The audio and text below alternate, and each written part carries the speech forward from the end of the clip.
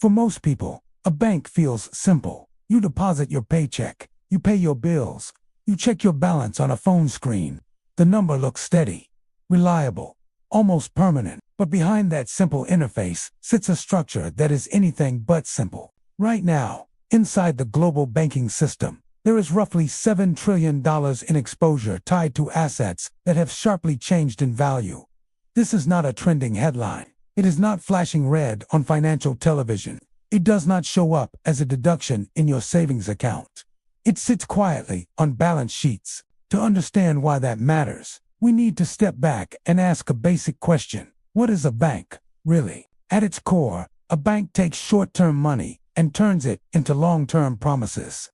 Depositors can withdraw funds at any time, but banks invest much of that money into longer-term assets, government bonds, mortgages, corporate loans, and complex financial contracts. This structure works smoothly when interest rates are stable, asset prices are predictable, and confidence remains intact. For more than a decade, that stability seemed normal. Interest rates hovered near zero. Bond prices were high. Volatility was low. Banks loaded up on long-duration assets because the math appeared safe. Government debt was considered risk-free. Liquidity was abundant. Central banks stood ready to support markets. Then, conditions changed. Interest rates rose at one of the fastest paces in modern history. When rates rise, bond prices fall. The longer the bond's maturity, the greater the price drop. On paper, trillions of dollars in bank-held securities declined in value. These losses are often labeled unrealized. That word sounds harmless. It suggests something temporary, something abstract. But unrealized does not mean imaginary. It means the loss exists. It simply has not been locked in through a sale. If the assets are held to maturity and funding remains stable, the system absorbs the shock. Time heals the mismatch. But if deposits leave quickly, or if liquidity tightens, banks may be forced to sell assets at depressed prices. That is when unrealized losses become realized ones. And this is where the $7 trillion exposure becomes important. It is not a prediction of collapse. It is not a claim that savings will vanish tomorrow. It is a measure of sensitivity, how exposed the system is to stress. Modern banks are not isolated institutions. They are nodes in a dense network. They hold sovereign bonds that support government budgets. They use derivatives to hedge interest rate risk. They borrow and lend to one another overnight. They fund global trade. They settle cross-border payments in dollars. When stress appears in one corner of that network, it rarely stays contained. Think of it as a series of interconnected gears. Each gear turns smoothly when friction is low. But if pressure builds in one segment, rising rates, deposit outflows, collateral demands, the strain transfers through the system. Most depositors never see these gears turning. They see branding, branches, and mobile apps. They see deposit insurance logos. They assume, reasonably, that the system is built to withstand shocks. And to a degree, it is. Regulators monitor capital ratios. Stress tests simulate downturns. Emergency lending facilities stand ready in the background. The architecture of modern banking was redesigned after past crises to prevent sudden collapses. But redesign does not eliminate risk. It redistributes it. The $7 trillion exposure reflects a mismatch created during an era of cheap money. Banks extended themselves into long-term assets under one set of assumptions. The world then shifted to another set. This is not a story about reckless speculation. Much of the exposure sits in government bonds, the very instruments considered safest. That is what makes the situation complex. The tension lies not in exotic assets, but in the interaction between interest rates and time. A system built for low rates must now function in a higher rate world. As long as confidence remains steady and deposit flows are stable, the imbalance can remain dormant. But financial history shows that stress rarely begins with panic. It begins with small shifts, tighter liquidity, cautious lending, subtle changes in funding costs. The real question is not whether $7 trillion exists on paper. The real question is under what conditions that exposure becomes active. What would force banks to sell? What would tighten liquidity enough to strain capital? What would cause depositors, investors, or counterparties to reassess risk? To answer that, we have to examine what changed in the system itself, not just the numbers, but the rules that once kept those numbers stable. Because when the underlying rules begin to bend, that is when exposure turns into signal. Because when the underlying rules begin to bend, that is when exposure turns into signal. For decades, the rules of modern banking were built around a simple assumption: interest rates would remain relatively low and stable. After the financial crisis of 2008, central banks pushed rates towards zero and held them there for years. The goal was clear: stimulate growth, encourage borrowing, and stabilize asset prices. Banks adapted to that world. Deposits were steady. Funding costs were minimal. Government bonds, especially long-term ones, offered slightly higher yields than short-term instruments. On the surface, buying long-duration bonds seemed prudent. They were liquid, highly rated, and widely accepted as safe collateral. In a near-zero rate environment, price volatility in these bonds was limited. The system felt predictable. Then, inflation returned. As consumer prices accelerated, central banks shifted course. Interest rates rose at the fastest pace in decades. What had been gradual and controlled suddenly became rapid and forceful. And when rates rise quickly, the math changes immediately. Bond prices fall when yields rise. The longer the bond's maturity, the more sensitive it is to rate changes. Banks holding large portfolios of long-term government bonds began to see sharp declines in market value. These were not speculative assets. They were often the very securities regulators encouraged banks to hold. The speed of the rate increase exposed a vulnerability. On paper, losses mounted. Globally, mark-to-market declines across banking systems reached into the trillions. Yet most of these losses did not flow directly through income statements. Accounting classifications mattered. Securities labeled as held to maturity did not need to reflect daily market prices, as long as the bank did not intend to sell them. This distinction was critical. If a bank could hold the bond until maturity, it would receive full face value. The temporary price drop would reverse over time. But that logic assumes stable funding. It assumes deposits do not leave in large waves. It assumes liquidity is always available.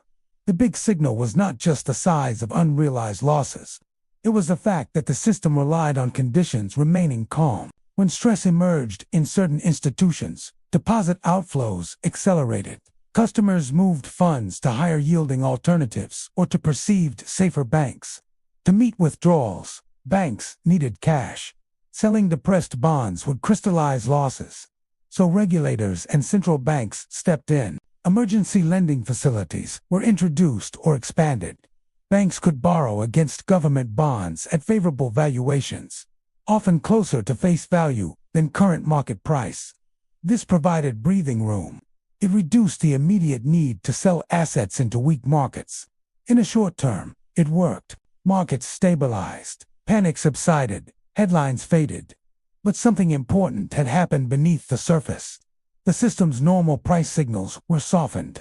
Market discipline, which would normally force losses to be realized and capital to adjust, was partially delayed. Historically, when financial authorities adjust rules mid-cycle, it reflects strain. During past crises, accounting standards were modified, liquidity programs were expanded, capital requirements were temporarily eased. These actions are not inherently negative. They are tools designed to prevent disorder. But they also reveal where pressure is building. The deeper issue is not whether support exists. It is how often support becomes necessary. A system that depends on extraordinary facilities to function smoothly is a system operating close to its limits. Consider the message embedded in these adjustments. Banks hold assets that cannot easily be sold at current prices without impairing capital. Therefore, liquidity must be provided externally to bridge the gap. Confidence remains intact only if depositors believe those bridges will always be available. This is where structural vulnerability becomes clear. Banking is built on trust. Depositors assume access to funds. Investors assume capital buffers are sufficient. Counterparties assume contracts will be honored. As long as these assumptions hold, unrealized losses remain accounting entries. But if trust weakens, behavior changes quickly. Funds move, credit tightens, lending slows. What begins as a balance sheet issue transforms into an economic one. The trillions in mark-to-market losses were the visible signal. The rule adjustments were the response. Together, they point to a system navigating a sharp transition from one rate regime to another. And transitions are rarely smooth because banks do not operate in isolation. Their balance sheets intersect with government debt markets, corporate financing, and global trade flows. When rates rise and liquidity tightens, those connections become more fragile. To understand where the next layer of stress might appear, we have to look beyond accounting classifications and emergency programs. We have to examine the broader network of power, supply chains, and capital flows that ultimately determine who carries the risk when conditions shift. To understand where the next layer of stress might appear, we have to look beyond accounting classifications and emergency programs. We have to examine the broader network of power, supply chains, and capital flows that ultimately determine who carries the risk when conditions shift. Banks sit at the center of the system, but they are not the top of it. Above them stand central banks, sovereign debt markets, and the global demand for reserve currencies. These institutions and flows act as the foundation beneath every major balance sheet. When we talk about a $7 trillion exposure, we are not only talking about individual banks. We are talking about how those banks are funded, how their assets are priced, and who ultimately guarantees confidence in the system. Let's start with sovereign debt. Government bonds are not just investments. They are collateral. They are used in repurchase agreements, derivatives, contracts, and interbank lending markets. They are the grease that keeps funding markets moving. When banks hold large quantities of sovereign bonds, those bonds support everything from overnight borrowing to cross-border trade, settlement.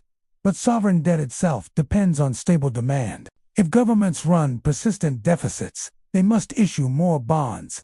If interest rates rise, the cost of servicing that debt increases. Investors then demand higher yields to compensate for inflation and risk. Higher yields push bond prices lower. Lower bond prices weaken bank balance sheets. The cycle feeds back into itself. This is where the real leverage lies, not inside a single institution, but inside funding markets. Funding markets determine how cheaply banks can borrow against their assets.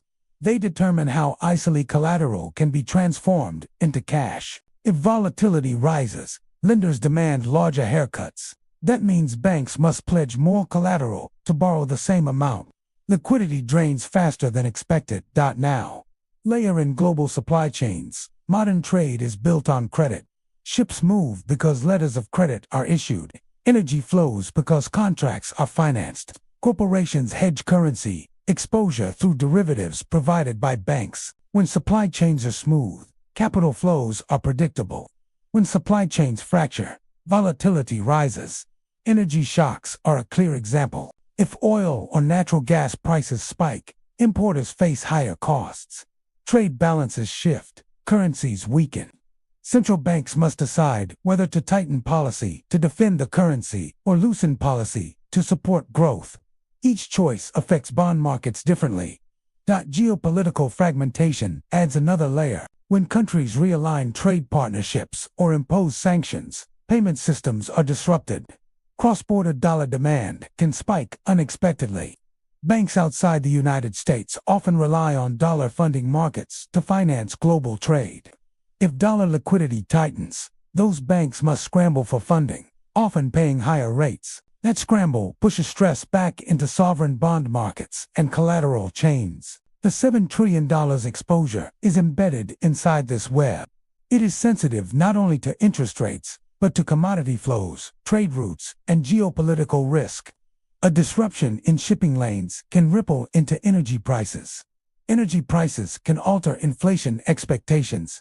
Inflation expectations can shift bond yields. Bond yields can change the value of bank-held assets. Each link appears separate in headlines. Together, they form a single system. Central banks sit at the center of this structure. They face a three-way tension: control inflation, maintain currency stability, and preserve financial stability. In calm periods, these goals align. In stressed periods, they conflict. Raising rates may fight inflation, but strain banks and sovereign debt markets. Lowering rates may ease bank pressure but weaken the currency and fuel further inflation. Providing liquidity may stabilize funding markets but expand central bank balance sheets, influencing long-term monetary credibility. This is the real battle. It is not a battle between banks and depositors. It is a balancing act between competing objectives in a world where supply chains are less stable, energy markets are more volatile, and geopolitical alliances are shifting. The headlines focus on individual institutions. The deeper story is about structural power: who provides liquidity, who absorbs losses, and who sets the rules when pressure rises. And as these pressures build, the consequences move beyond funding markets and collateral chains. They begin to shape the value of money itself. And as these pressures build, the consequences move beyond funding markets and collateral chains. They begin to shape the value of money itself. When banks carry large unrealized losses, even if those losses are not immediately recognized, behavior changes. Risk committees grow cautious. Lending standards tighten. Credit officers scrutinize borrowers more closely. New loans must clear higher hurdles. This shift is subtle at first. Fewer commercial real estate loans are approved. Small businesses face stricter terms. Consumers encounter higher borrowing costs. Credit does not disappear, but it becomes more selective. In a modern economy, credit is the engine of expansion. When that engine slows, growth follows. At the same time, governments continue to operate with significant deficits. Spending commitments remain. Interest expenses on existing debt rise as rates increase. To finance these obligations, governments issue new bonds. Traditionally, banks are major buyers of sovereign debt. Government bonds serve as both investments and collateral. But if banks are capital constrained, balancing unrealized losses and tighter liquidity, their capacity to absorb new debt weakens. This creates a pressure point. If private demand for government bonds softens, yields rise. Higher yields increase borrowing costs for the state. Rising borrowing costs can widen deficits further, requiring even more issuance. The cycle tightens. In this environment, central banks often step in as stabilizers. They may purchase government bonds directly or indirectly. They may expand lending facilities. They may signal future rate cuts to calm markets. These actions support stability in the short term. They reduce volatility and prevent disorderly asset sales. But they also expand central bank balance sheets or alter expectations about future policy. This is where the currency question emerges. A currency's value rests on confidence. Confidence in fiscal discipline, monetary stability, and institutional credibility. When central banks inject liquidity to support banks or sovereign debt markets, they are effectively absorbing risk onto the public balance sheet. If done carefully and temporarily, markets may view it as prudent crisis management. If done repeatedly or at scale, markets may reassess long-term purchasing power. The feedback loop becomes visible. Banks hold government bonds. Governments rely on banks to buy debt. When banks struggle, central banks support both. That support influences money supply, expectations, and interest rate trajectories. Those expectations shape currency values. If investors believe that financial stability will consistently take priority over inflation control, they may demand higher yields or shift capital elsewhere. Capital flows respond quickly to perceived changes in credibility. Over time, this dynamic can erode purchasing power gradually rather than dramatically. Currency weakness does not always arrive as a sudden collapse. It can appear as persistent inflation, asset price distortions, or rising costs of imported goods. This is why certain assets often move during periods of monetary stress. Gold, for example, has historically functioned as a barometer of trust in fiat systems. It does not generate cash flow. It does not depend on corporate earnings. Its price tends to reflect shifts in confidence about currency, stability, and real interest rates. When real rates fall, or when monetary expansion accelerates, gold often attracts attention. Not because it is magic, but because it sits outside the credit system.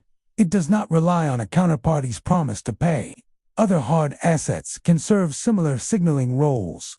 Commodities, land, and tangible resources often gain focus when investors question long-term purchasing power. This does not imply inevitability.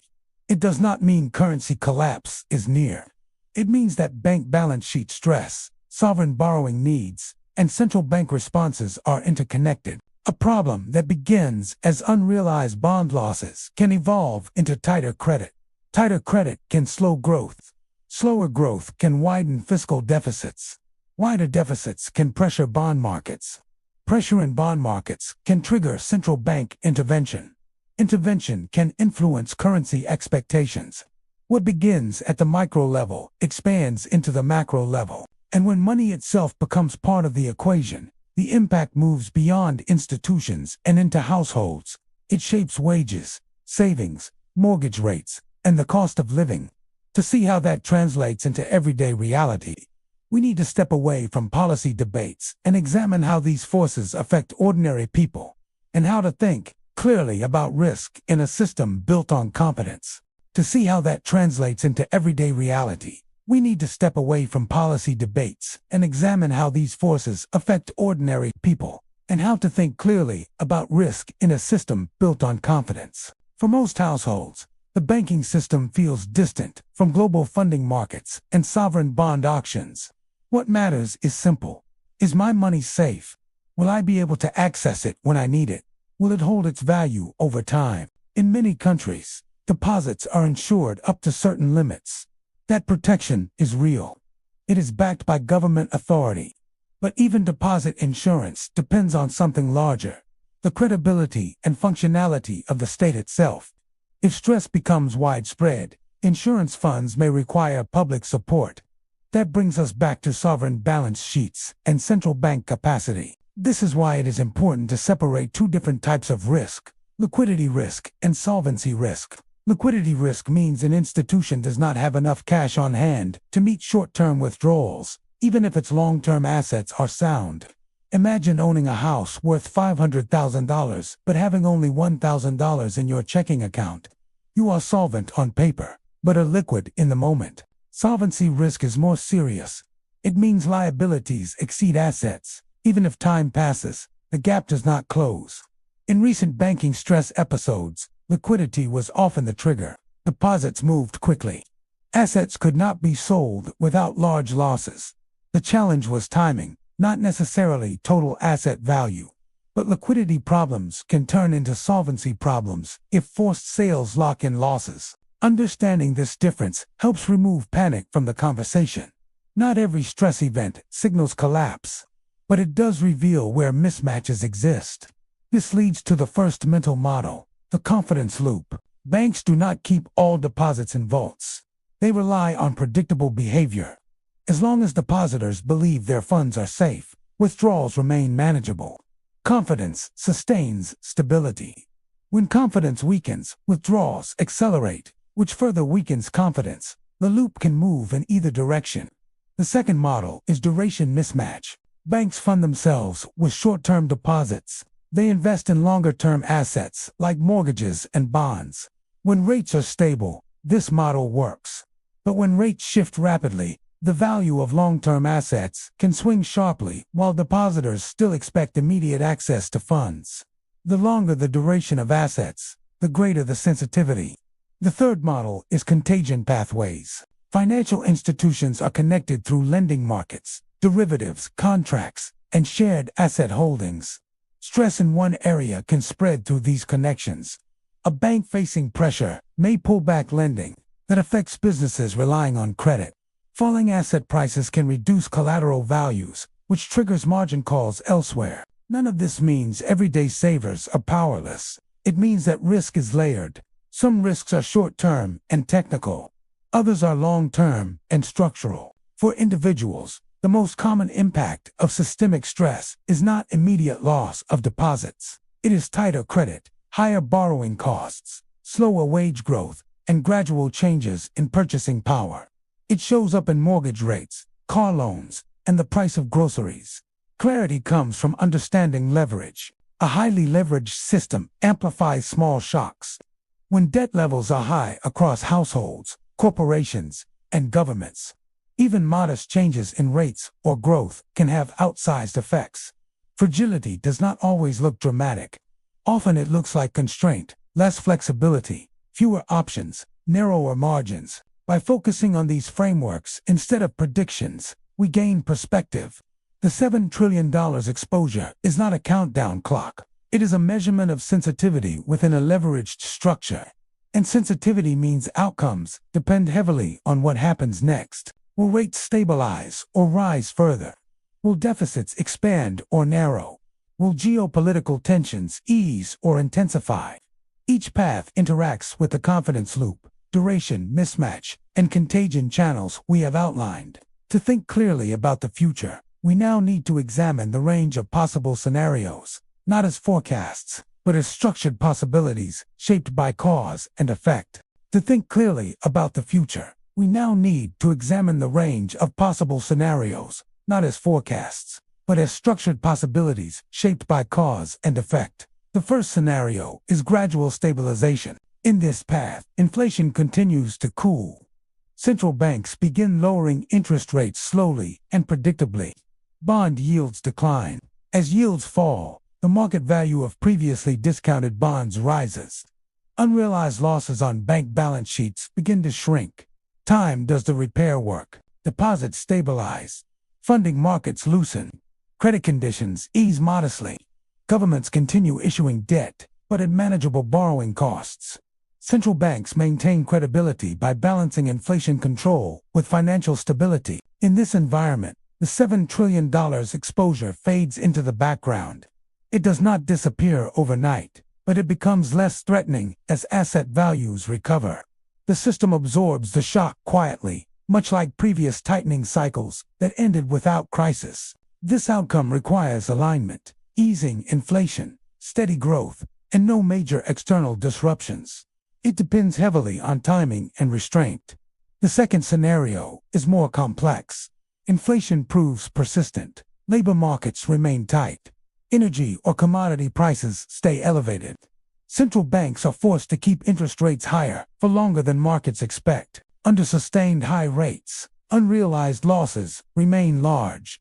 Banks continue operating with thinner margins of flexibility. Lending standards stay tight. Economic growth slows, but inflation does not fully retreat. Governments face rising interest expenses as maturing debt rolls over at higher yields. Budget deficits widen further. Investors begin demanding greater compensation for holding long-term sovereign bonds. In this path, there is no immediate collapse. Instead, pressure builds gradually. The system functions, but under strain. Confidence holds until it doesn't. This is often how financial stress develops. Not at the moment of loud panic, but during extended periods of quiet erosion. Institutions adjust, markets adapt, but resilience weakens slowly. The third scenario involves a shock. It could be geopolitical, it could be correlated, it could emerge from an unexpected corner of the global system. A sudden escalation in conflict, a sharp commodity spike, or a major corporate default could force rapid asset repricing. In that environment, liquidity matters more than valuation models. If funding markets tighten abruptly, banks may need to sell assets to meet obligations. Paper losses could become realized losses. Capital buffers could shrink quickly. Governments might face the difficult choice between large-scale intervention or allowing market discipline to run its course. This is the path where the confidence loop reverses direction quickly. But even here, outcomes are conditional. The scale of response, the speed of communication, and the credibility of institutions all shape the result. Across all three scenarios, one theme remains consistent: uncertainty. Financial systems rarely break when everyone expects them to. They tend to fracture when complacency builds during extended stability. Conversely, they often stabilize when fear is at its peak, because action is taken decisively. The challenge is not predicting which scenario will unfold. It is recognizing the structural tensions already in place: high sovereign debt, sensitive bank balance sheets, volatile global supply chains, and shifting geopolitical alliances. If sovereign debt levels continue rising while banks remain constrained by capital pressures, a key question emerges: where does the next layer of stress surface? Does it appear in currency markets, through gradual purchasing power erosion? Does it surface in commodity markets, as investors seek assets outside the credit system? Or does it concentrate in credit markets themselves, where leverage amplifies small disruptions? The answer will shape not only financial institutions, but the future of savings, wages, and economic mobility. In the next chapter of this story, we will look more closely at sovereign debt markets, the silent foundation beneath the entire structure, and ask whether the real pressure point has been hiding there all along.